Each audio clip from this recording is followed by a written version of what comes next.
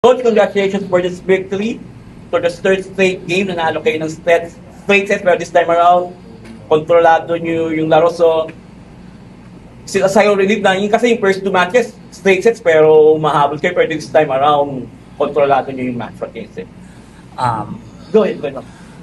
Siguro natuto na doon sa first two games namin na palaging pagdating ng third set magre-relax.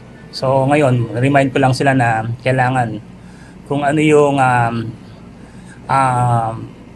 mindset doon sa first set hanggang third set dapat ganun din.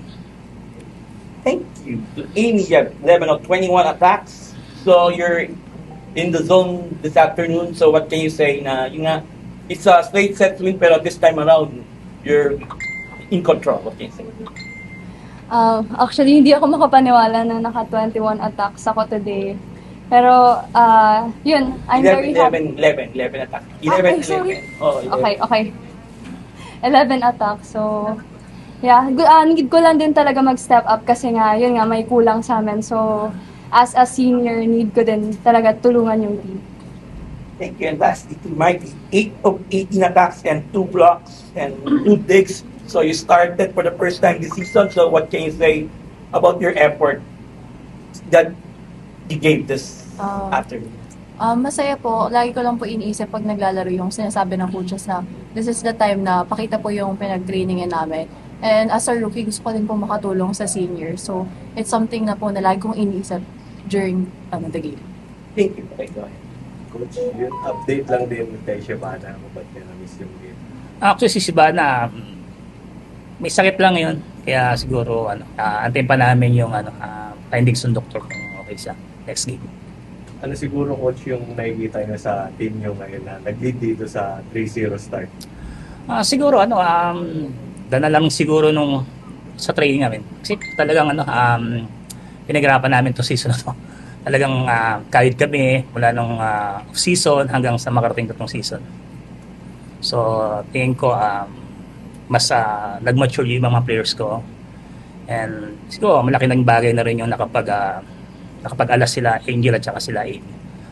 Tapos kung na-share nila sa team yung mga experiences nila doon sa international. For Coach, dahil marami na rin po kayong seniors din sa team, gaano po kahalaga rin sa inyo na i-grab yung mga opportunity na ganito na malaro po sila Mikey para kumbaga i-prepare na din po yung next set, next generation po.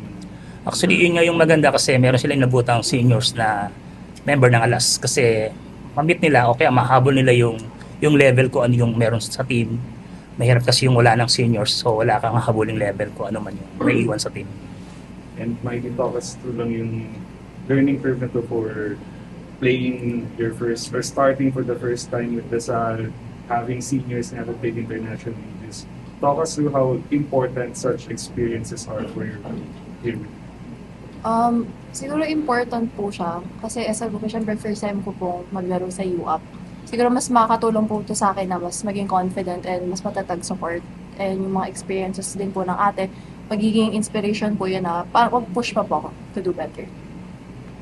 Amy, gano'ng kalaking bagay na lang na, not just the veterans but also the rookies are stepping up. Of course, si Eshana also in the first 2 games and now si Mikey. Parang gano'ng kalaking tulong yun sa inyo na hindi lang din kayo gumagalaw sa team. Honestly, sobrang laking tulong na the way sila maglaro, sobrang gaan nila kasama sa court. Makikita namin na eager sila talaga na tumulong sa amin, eager sila na mag-perform talaga kahit rookie sila, hindi namin nakikita na parang takot sila, parang ka-level lang si Shan. Sobrang mature niya inside the court. So, yun. Coach, in-expect niyo po ba this early na yung rookies niyo capable na ito agad yung performance nila? Actually hindi kasi never ko pa sila na isali sa tournament Siguro yun lang siguro sa Davao mga exhibition games. Pero yung ganitong UAAP, hindi ko na-expect na kung ano yung papakita nila. Basta ako, dumidepende lang ako kung ano yung pinapakita nila sa training. And yun lang yung pinanghawakan ko. Kung maganda yung pinapakita sa training, in-expect ko, ganun din sa game. Coach, you're playing Ateneo this Sunday. Although yung Ateneo is down in the standings and you're struggling right now. So, ano yung mindset mo para magtuloy-tuloy yung panalo? Kasi lahat naman ng teams kailangan mo paghandaan eh. Kasi Ateneo, si Ruin, pero nakikita mo ganun sila gumalaw, parang hindi pinanghinaan ng loob kahit na malalakas na team nandun, lagi nakadikit yung score, minsan nakukunan pa nila ng set. So, hindi biro yung Ateneo. Kailangan mo talagang seryosohin and then pag-aralan kung paano gumalaw.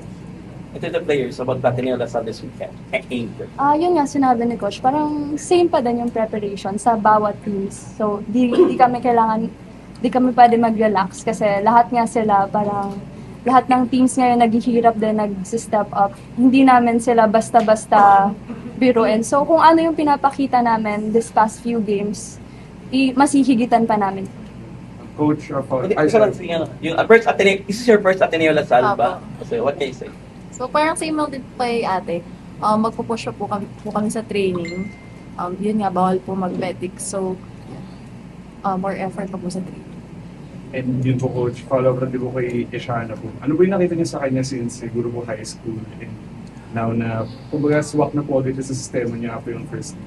Actually, nung high school, hindi ko na siya masyado napapanood eh.